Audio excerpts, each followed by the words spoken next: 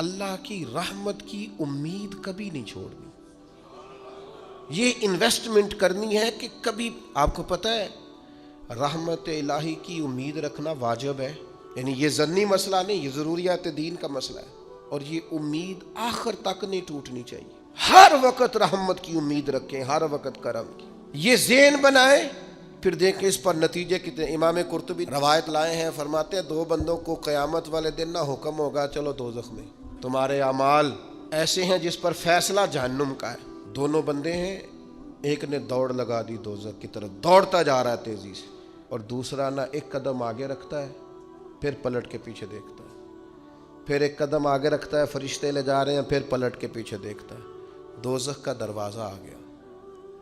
رب کریم کی آواز رحمت آئی, انہیں واپس بلاؤ نا. دونوں کو واپس بلایا. سارا کچھ جاننے والا رب پوچھتا ہے, وہ جو دوڑ کے گیا تھا اسے پوچھتا ہے دوڑ کے کیوں گیا تو؟ وہ کہتا ہے مالک زندگی میں تیری مانی کوئی نہیں, سوچا چلو آج ہی مان لوں. اللہ کی رحمت کو جوش آیا, فرمایا اسے تو بھیجو نا جنت میں. چلو اس وقت ہی صحیح اطاعت کا جذبہ تو بیدار ہوا نا. دوسرے سے پوچھا بھائی تو کیوں نہیں جا رہا تھا؟ وہ کہنے لگا مالک میری ساری زندگی امید رہی ہے کہ میرے رب نے معاف کر دینا, معافی مل جانی ہے, کرم ہو جانا ہے, فضل ہی ہونا ہے.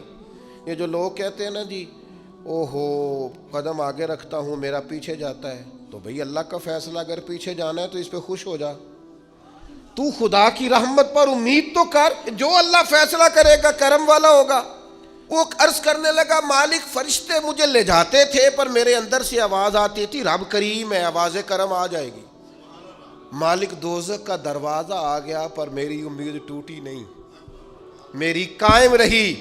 اور جب تیری آواز رحمت آئی نا کہ آ جا, تو پھر میرے اندر سے وہ عقیدہ اور تگڑا ہوا, دیکھا نا بلا لیا نا تیرے رب نے, آ گئی نا رحمت کی آواز, بلا لیا نا. تو اللہ کریم نے فرمایا فرشتوں اس کے سارے گناہوں پر قلم پھیر دو, جو میری رحمت کی اتنی امید رکھے اسے دوزخ میں نہیں جنت میں داخل کیا جاتا ہے. یہ والا سودا ضرور کریں. ذہنی طور پر تھکاوٹ کا شکار نہ ہوں, کمزور نہ پڑیں, طاقتور ہوں, طاقتور. کچھ تجارتیں اللہ کے ساتھ بھی کریں, کچھ معاملات اپنے رب کے ساتھ بھی رکھیں, کچھ راز و نیاز اللہ رسول کے ساتھ بھی ہونے چاہیے. اور یار ساری زندگی صرف وہی تجارت کرنی ہے کہ لاکھ کے 2 ہو جائیں؟ کوئی ایسی تجارت بھی کرو نا, کوئی ایسا سودا بھی کرو نا. قحط پڑ گیا نا مدینہ منورہ میں, مکہ معظمہ میں فصلیں نہیں ہو رہی, حالات خراب ہیں. اور آپ کو پتہ ہے جو چیزیں شارٹ ہو جاتی ہیں پھر ان کے دام بھی. یہ سیلاب آیا تھا تو خیمے مہنگے کر دیے تھے مسلمانوں نے, لوگوں کو خیموں کی ضرورت تھی تو خیمے. یہ کرونا آیا تھا تو مسلمانوں نے ماسک مہنگے کر دیے تھے, کیونکہ مجبوری تھی نا, لوگوں نے لینے تھے. میں مسلمانوں کی بات کر رہا ہوں چونکہ یہاں قبضہ غیروں کا, حکومتوں کی میری بات نہیں کر رہا. جو چیز شارٹ ہو جاتی ہے اسے کیا کرتے ہیں, اسے مہنگی کر دیتے ہیں. قحط ہو گیا, غلہ مہنگا ہو گیا. حضرت عثمان غنی رضی اللہ تعالیٰ عنہ نے کسی ملک سے 10 اونٹ غلے کے بھرے ہوئے بوریاں لدی ہوئی منگائے. تاجر آگے کہنے لگے عثمان آپ بڑے تاجر ہیں تو اس زمانے میں آپ کا مال آ رہا ہے تجارت کا, تو آپ ہم مال نہیں دیکھتے, جو ہے نا اندر, جو جس طرح کا بھی ہے, جتنی قیمت آپ نے بتائی ہے وہ بھی آپ پر اعتماد کرتے ہیں, اس سے ڈبل لے لیں. تو عثمان غنی فرمانے لگے میں نے سودا پہلے کر لیا. سیانے تاجر تھے نا, اس طرح کی بھی تجارتیں ہوتی ہیں. فرمایا میں نے سودا کر لیا, مجھے تو اس سے زیادہ ملتا ہے. ایک تاجر بولا, کہنے لگا چلو 3 گنا لے لیں.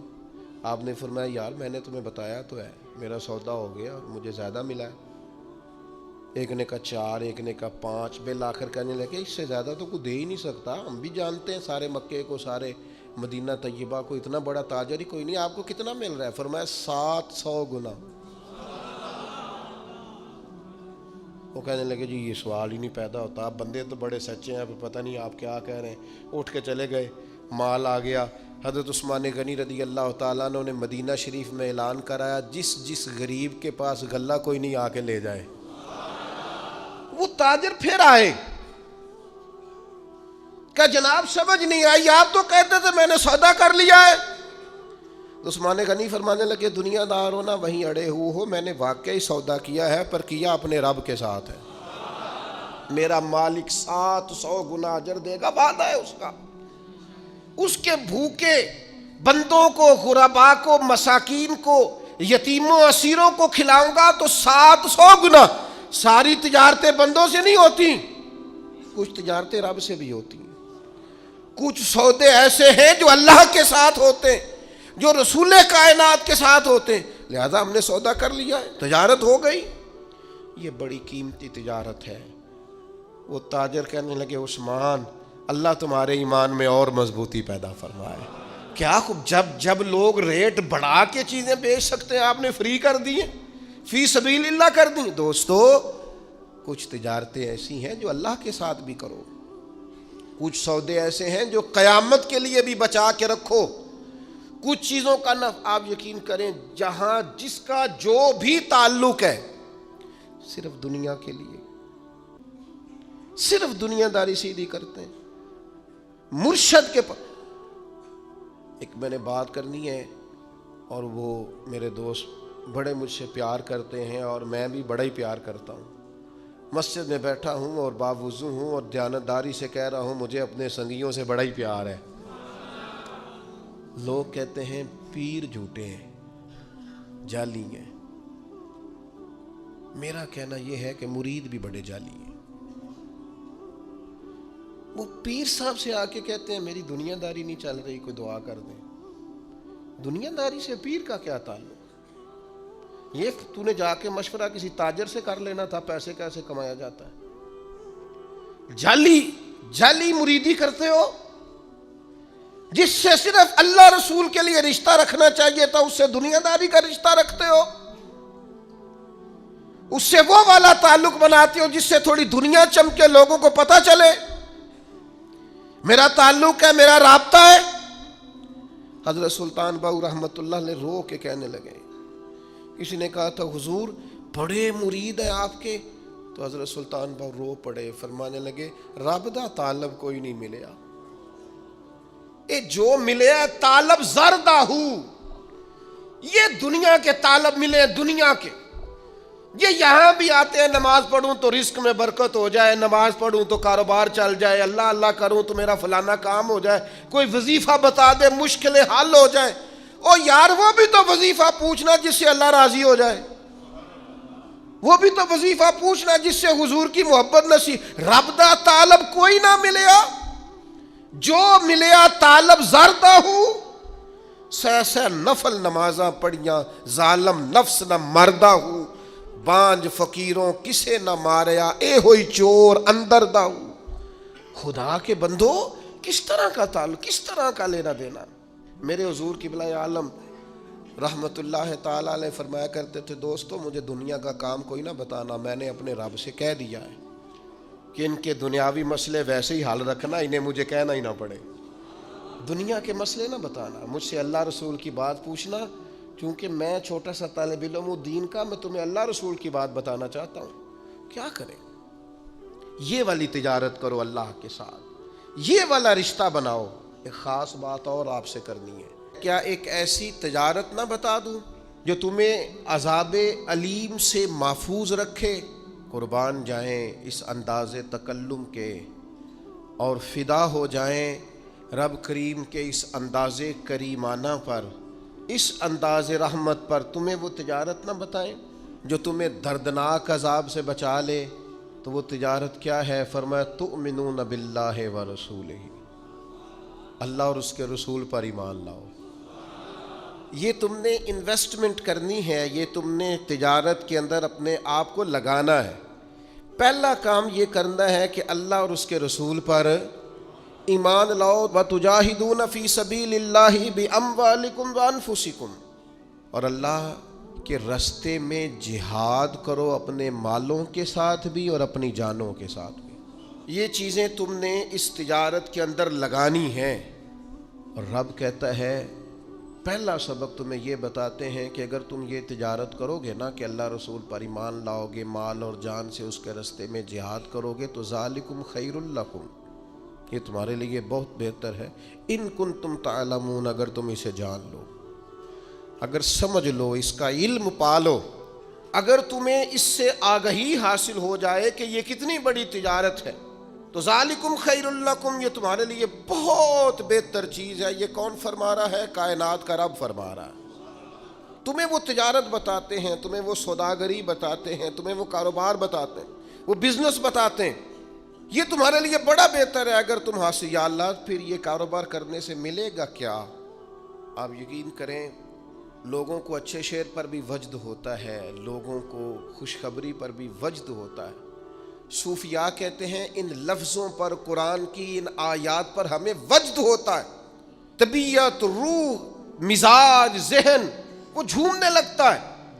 کریم فرمانے لگے اگر تم یہ کرو گے تو تمہیں ملے گا کیا؟ یغفر لکم ذنوبکم، اللہ تمہارے سارے گناہ معاف فرما دے گا۔ یغفر لکم ذنوبکم، اللہ تمہارے گناہوں کو صرف معافی ملے گی۔ ایک ہوتا ہے معافی بھی ملنا اور پھر پیار بھی ملنا۔ یا اللہ صرف معافی ملے گی؟ فرمایا اللہ تمہارے گناہ بخش دے گا، وَيُدْخِلْكُمْ جَنَّاتٍ تَجْرِي مِن تَحْتِهَا الْأَنْهَارُ، اور اللہ تمہیں اس جنت میں داخل کرے گا جس کے نیچے نہریں بہہ رہی ہیں۔ اس جنت میں مالک ایک تو یہ کہ معاف کر دے گا، اور دوسرا یہ کہ وہ جنت دے گا جس کے نیچے نہریں بہہ رہی ہیں۔ وَمَسَاكِنَ طَيِّبَةً فِي جَنَّاتِ عَدْنٍ، اور پاکیزہ محلوں میں تمہیں رکھے گا جو بسنے والے باغ ہیں، ایسی جنتیں جو آباد ہیں، ان جنتوں میں اللہ تمہیں داخل کرے گا۔ قربان جائے، نتیجے کا بھی اعلان فرماتا ہے کریم رب۔ اس تجارت کے بارے میں اپنے بندوں کو یہ رہنمائی دیتا ہے، فرمایا ذالک الفوز العظیم، فرمایا یاد رکھنا یہ بہت بڑی کامیابی ہے۔ یعنی رب اگر تمہیں بخش دے، اگر اللہ تمہیں جنت عطا کرے، اللہ تمہیں بسنے کے مکانات اور محل عطا کرے، تو دینے والا دے کے کہتا ہے ذالک الفوز العظیم، یہ بڑی کامیابی ہے، یہ بہت بڑی۔ اگلی بات کروں آپ سے، آپ میرے اپنے ہیں نا، تو تھوڑی سی نفسیات میں جانتا ہوں لوگوں کی۔ بندے کا بڑا عجیب ذہن ہے کہ وہ کہتا ہے صرف جنت ہی ملے گی۔ یہ جو دنیا کے 60 سال ہیں، یہ بیماری ہے انسانی اور نفسیاتی، کہ تھوڑے بہت محل اسے دنیا میں بھی چاہیے، صرف جنت کے وعدے پر انسانی نفسیات مطمئن ہے۔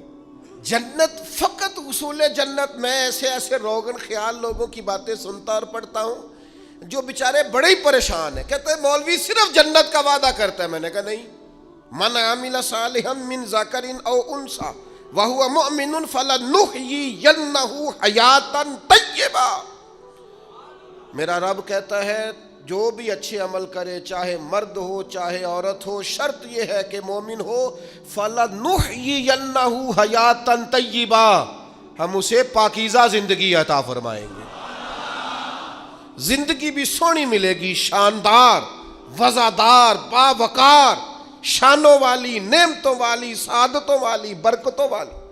شرط یہ ہے کہ مومنوں والی گزارے زندگی، شرط یہ ہے کہ ہو مومن، چاہے مرد ہو چاہے کرے اچھے عمل، زندگی بھی حیات طیبہ، نری حیات نہیں، حیات میرا موضوع نہیں، ورنہ حیات طیبہ کے کچھ اور معنی بھی بیان کرتا، لیکن بس اتنا سمجھ لو جسے رب کہتا ہے نا حیات طیبہ، اس سے زیادہ سونی زندگی ہو کوئی نہیں سکتی، اس سے پاکیزہ وقت گزر سکتا۔ اچھا، اس آیہ کریمہ میں جنت کا وعدہ کر کے فرمایا وَأُخْرَى تُحِبُّونَهَا، اور فرمایا ایک نعمت تمہیں اللہ اور دے گا جو تمہیں بڑی پیاری ہے، جس کو تم بڑا محبوب رکھتے ہو، ایک دوسری نعمت وہ بھی اللہ تمہیں دے گا۔ وہ کیا ہے؟ نصر من اللہ وفتح قریب، فرمایا اللہ کی مدد جلدی آئے گی اور فتح تمہیں قریب ہو کے نصیب ہو جائے گی۔ دنیا میں اللہ مدد کرے گا اور تمہیں فتح یاب کرے گا، کامیاب کرے گا۔ کیسے کامیاب ہو جاؤ گے؟ رزق حلال میں بھی کامیاب رہو گے، اپنی اولاد کی تربیت میں بھی کامیاب رہو گے، اپنا گھر بنانے میں بھی کامیاب رہو گے، حقوق ادا کرنے میں بھی یہ مفسرین نے لکھا ہے، وہ بیان کر رہا ہوں۔ تم اپنی جو تمہارے ذمے اللہ نے ذمہ داریاں لگائی ہوں گی ان میں بھی کامیاب رہو گے. یا اللہ کریں کیا؟ فرمایا وہ والی تجارت کرو جو میں نے بتائی ہے. ایک تو ایمان لاؤ، دوسرا اللہ اور اس کے رسول کے راستے میں مالوں جانوں سے نصر من اللہ و فتح قریب، اللہ کی مدد اور جلدی آنے والی تمہیں فتح نصیب ہوگی. یا اللہ جنت بھی مل گئی، دنیا میں بھی کامیابی مل گئی، تو آگے بھی کچھ ملے گا. فرمایا وبشر المومنین، اے محبوب مسلمانوں کو خوشخبری سنا دے.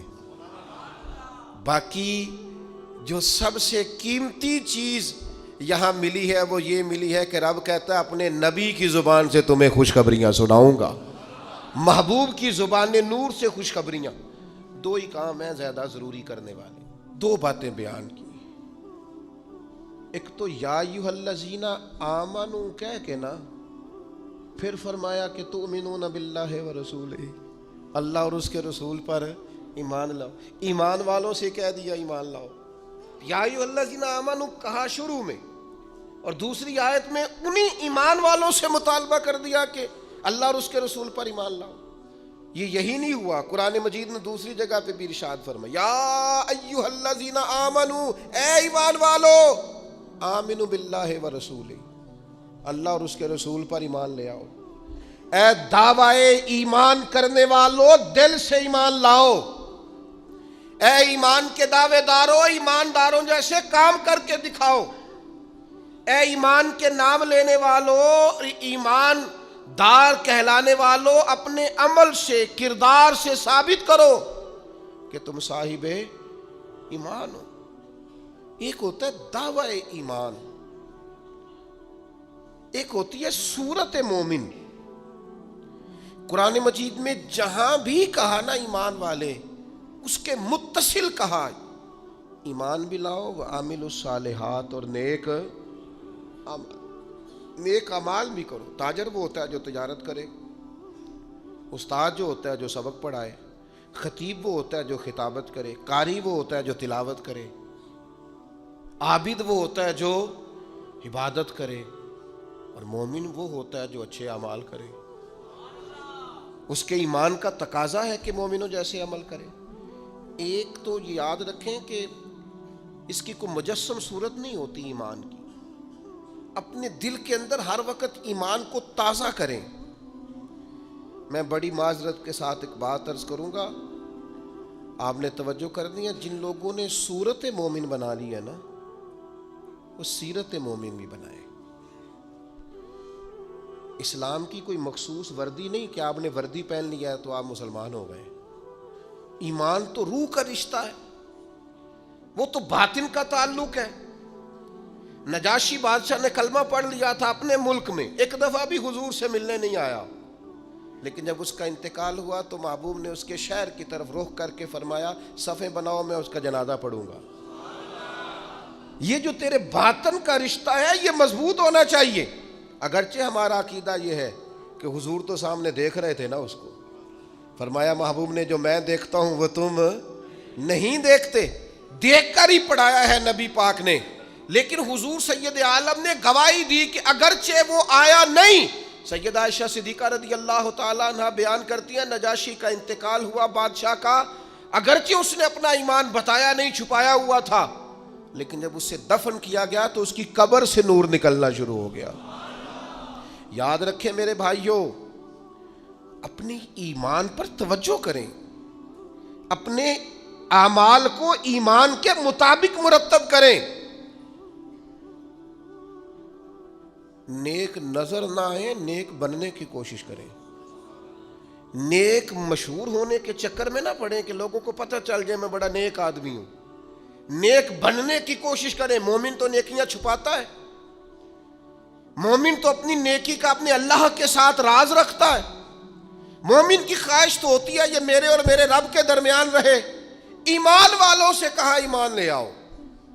یہ بڑی اہم بات ہے، اس پر غور کیجئے گا. اور پھر فرمایا وَتُجَاهِدُونَ فِي سَبِيلِ اللَّهِ بِأَمْوَالِكُمْ وَأَنفُسِكُمْ، اللہ کے راستے میں جہاد کرو. پہلے مال کی بات کی، جان کی بات بعد میں کی. مالوں سے اور اب میں یہ نہیں کہتا کہ لوگوں کو مال جان سے زیادہ پیارا ہوتا ہے، میں کہتا نہیں، لیکن قرآن کہتا ہے بِأَمْوَالِكُمْ وَأَنفُسِكُمْ، اپنے مالوں سے بھی اور اپنی جانوں سے بھی۔ مال اور جان سے جہاد، یہاں قتال کے لفظ استعمال نہیں ہوئے، قتال بھی جہاد ہے اور بڑی فضیلت والا کام ہے، لیکن جہاد کرو جہاد، تو مفسرین نے جہاد کا ایک معنی یہ بھی بیان کیا ہے کہ کسی مقصد کے لیے جان لڑا دینے کو جہاد کہتے ہیں۔ جہاد کی بڑی قسمیں، نفس کے خلاف بھی جہاد ہوتا ہے، قلم سے بھی جہاد ہوتا ہے، زبان سے بھی جہاد ہوتا ہے۔ انسان کسی بھی کام کے لیے جب پوری جان لڑا دے تو اسے مجاہد کہا جاتا ہے۔ اللہ کہتا ہے میرے دین کے لیے جان لڑا دو۔ کس طرح؟ اپنے مالوں سے بھی اور اپنی جانوں سے بھی۔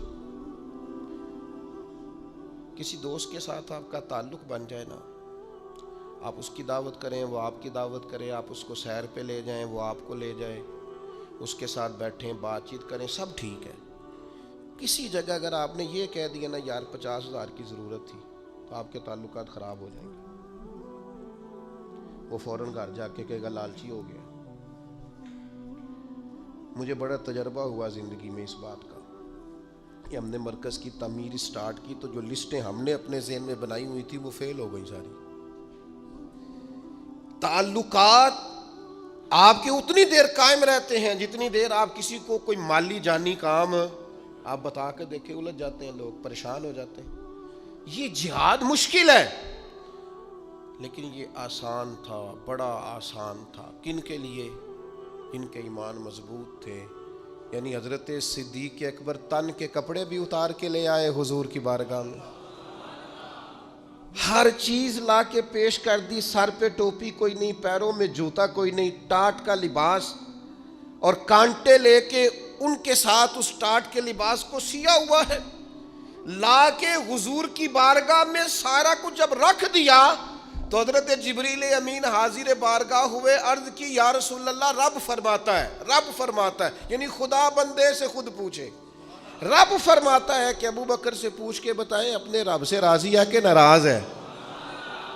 یہ اللہ تو جانتا ہے، لیکن یہ لوگوں کو بتانا ہے کہ بندہ مومن کی، اس امت کے پہلے درویش کی شان کس طرح کی ہے۔ حضرت صدیق اکبر رو کے عرض کرنے لگے یا رسول اللہ میں اپنے رب سے بڑا ہی راضی ہوں، سارا کچھ دے کے قربان کر کے لٹا کے بڑا ہی راضی ہوں۔ بیان ہو کس زبان سے مرتبہ صدیق اکبر کا کہ محبوب خدا محبوب ہے صدیق اکبر کا، اور لٹایا راہ حق میں گھر کئی بار اس محبت سے، کئی بار اس محبت سے لٹایا راہ حق میں گھر کئی بار اس محبت سے کہ لٹ لٹ کر حسن گھر بن گیا صدیق اکبر کا۔ اللہ کے نام پہ نا، اللہ کے نام پہ۔ میں آپ کی خدمت میں عرض کروں، چھپی ہوئی نیکیاں بڑی قیمتی ہوتی ہیں، جن کا کسی کو پتہ نہ ہو، اصل میں وہ خزانہ ہوتا ہے۔ سچ بتانا، ہمارے پاس جو پیسہ سرمایہ ہوتا ہے اس کا کسی کو پتہ ہوتا ہے؟ بالا نے بھی پوری گل نہیں دسی دی، ان کا کسی کو پتہ نہیں ہوتا۔ تو اگر نیکی کو خزانہ سمجھتے ہو تو پھر کسی کو پتہ نہیں ہونا چاہیے، اور اگر آپ بتاتے کون سی چیز ہے جس کی کوئی اہمیت معاذ اللہ نہ ہو تو نیکیاں بتاتے ہو، کیا سمجھتے ہو نیکیوں کو؟ کر کے لوگوں کے سامنے اظہار کرتے ہو، کیا تم نے سمجھا ہے عبادت کو؟ دکھاتے پھرتے ہو، اظہار کرتے ہو، لوگوں کو بتا دیتے ہو میں نے یہ کام کیا ہے۔ اس کا مزہ لینا شروع کرو۔ نیکی کا سرور ہوتا ہے، کیف ہوتی ہے، لذت ہوتی ہے نیکی کی ایک۔ یہ جو روحانی بے چینی ہے نا اسے ختم کریں گی، یہ جو ہماری ذہنی انتشار ہے اس کو یہ چیزیں ختم کریں۔ کچھ خاص راز صرف اللہ اور اس کے رسول کے ساتھ وابستہ کریں۔ اللہ تعالی ہمیں سمجھنے کی توفیق دے۔ آخر دعوانا ان الحمد